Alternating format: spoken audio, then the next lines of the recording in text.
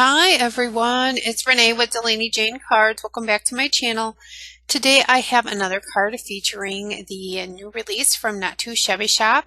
If you go over to Jamie Shop, nottoshabbyshop.com, you can use the N2S10 as a code and get 10% off.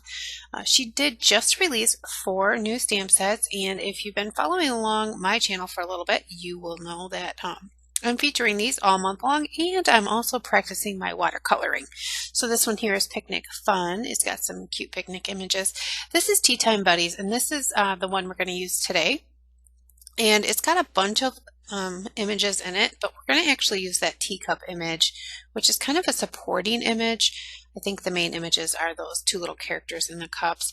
This stamp set here is called Summertime Buddies, and I did just use that one in a recent card. I will have all those videos linked for you. And then this one here is called Spring is in the Air, and it's this adorable duck with an umbrella and an adorable bunny with an umbrella, and I do have a video using that stamp set as well. So go ahead and check out Jamie's shop. She has a rewards program. It's a really good program. So here are those were the pencils that I'm using. They're General's brand, and they're Kimberly watercolor pencils. I just have this 12 set, and I am kind of loving them. So I am going to show you the coloring for these cups, just because I'm working on my watercoloring, and I really wanted to share my watercoloring kind of journey with everyone. And I thought this would be a quick one to watch. It isn't much coloring, it's just the 3 cups, and usually I have a different angle for my coloring, and I'm not sure what happened, but I think that little clip of video was corrupt or something. So I do just have the overhead angle. So I'm sorry about that. We did not get very close. But I will tell you here what I'm doing is taking the pencils to the paper, which is basically like pan watercolor in a pencil form. And it's really the paint is pretty hard. And I'm using Canson XL watercolor paper here, so it has a texture, and the pencil is laying down beautifully. I'm using a really light hand, so I'm not leaving any pencil marks. Almost lighter than if I was using colored pencils. I know you're supposed to use a really light hand with colored pencils, and that's kind of how I backtracked into these. I had used these a long time ago, and I could never get good results. I just felt like the pigment didn't move very well, or I couldn't blend them very well. I just didn't feel like they worked very well for me. And it wasn't the pencils, it was me, 100% me. I was using such a heavy hand with these. Instead of like layering the color, I was just trying to get it all down at one time. And by practicing my colored pencils, it brought me to the idea that, I bet if I use a much lighter hand with these pencils, it would, do better for me. And it 100% changed the way that I view these pencils. So I'm also using a paint brush instead of a water brush, which is something that I have used in the past. And I think a water brush, in my opinion, sometimes it brings too much water to the table. Instead of using that brush to be able to activate the color, the water was just kind of pooling on top of my image that had too much pigment on it, was too hard of a hand, and it was just a combination for not good. But a lot of learning has gone into this whole watercolor process. I recently put up a video using pan watercolors, and I adore the way that floral bouquet turned out, and it's simply because I've been taking the time to learn this medium. I absolutely love my Copic markers, and I miss them.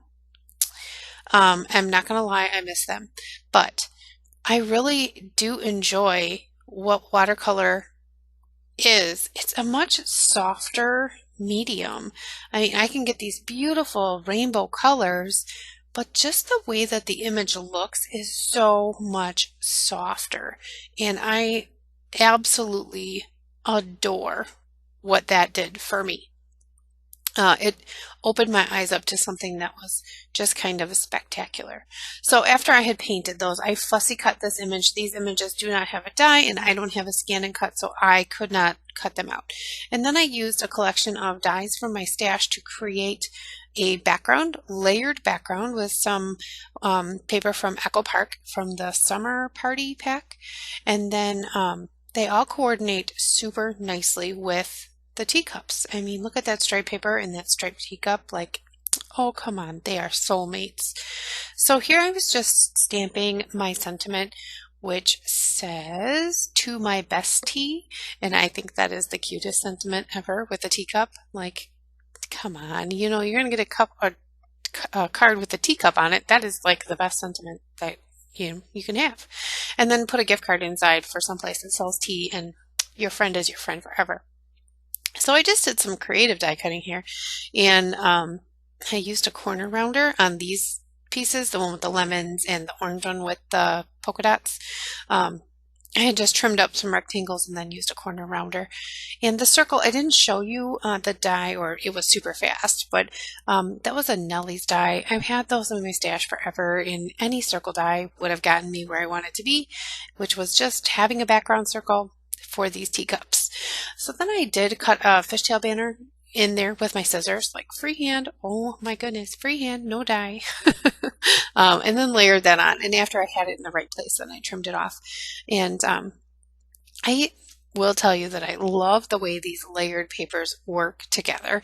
Usually I have some kind of solid cardstock between my layers, but these ones, they just really blended well together. They were all those like citrus tones, and I just really loved how they looked like exactly layered on top of each other without a buffer. But I did use a buffer and make a circle for these teacups because I thought it needed to stand out just a little bit more. And I love how that turned out. And I did pop up the circle with some foam tape, but then I just adhered the teacups down to the circle. And there I was trying to see if I wanted to use another little critter from that set, which I did not. And then I was thinking about rounding all the corners and decided just on the bottom ones. And these are some sequins from Brutus Monroe. They're like prisms, like kind of prisms. They're flat, they're super flat. They do have a hole in them. And I got them free with an order, but you probably can get them at Brutus Monroe. And I like that they're like really clean color. There's orange, yellow, purple, green. I don't know if there was red. I think there's black. I just really like how they're just simple. And I thought that they would go really nice with this super simple card. All in all, this card is very, very simple. It's got one colored image in some pattern paper and a couple of sequins on it. I mean, really, there is not much to it. And as much as I like the not much to it, it was just a little too plain. And I decided I would pull out these Love from Lizi peel-offs. I have them in a few colors, but these are the black ones. And I thought I would add just a few stripes to the bottom here. Now this is the third spot on the card where you'll see black. So that helps with, you know, that rule of thirds or odd number rule or whatever. You have the teacups, you have the sentiment, and now you have these stripes. So I think as far as design, I think that that's like aesthetically perfect, pleasing. I don't know the right word there, but and then I did frame this out with black because I thought instead of white as a frame, because my card base will be white, I thought that black would be nice. And before I adhered this all together, I did round the corners and the bottom with the same corner rounder. That one is a cheap one from Michael's. I've had it forever. I couldn't locate my Creative Memories, which is even older. I have since found it, and my friend, my Creative Memories corner rounder friend, and I are now reunited, and all is right in the world. So the inside, I've been finishing all the insides. In here, I used this Ranger Letterette Shadow Gray, and I stacked the teacups, and then I kind of leaned this tea bag onto the teacups so I didn't have to do any masking. And I thought that was just cute on the inside. There's lots of space for you to write a note to your bestie, or for me, or for anybody to write a note to their bestie. And then I just adhered this to my card base using some liquid adhesive. And that is my card all complete.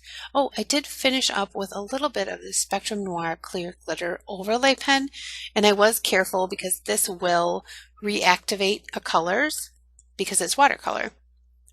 So what I did is I did that green cup and then I like wiped the tip of the brush off, and then I kind of went, and did the red and then the orange and then the yellow, and did it that way so that it would all, if there was color, it wouldn't matter.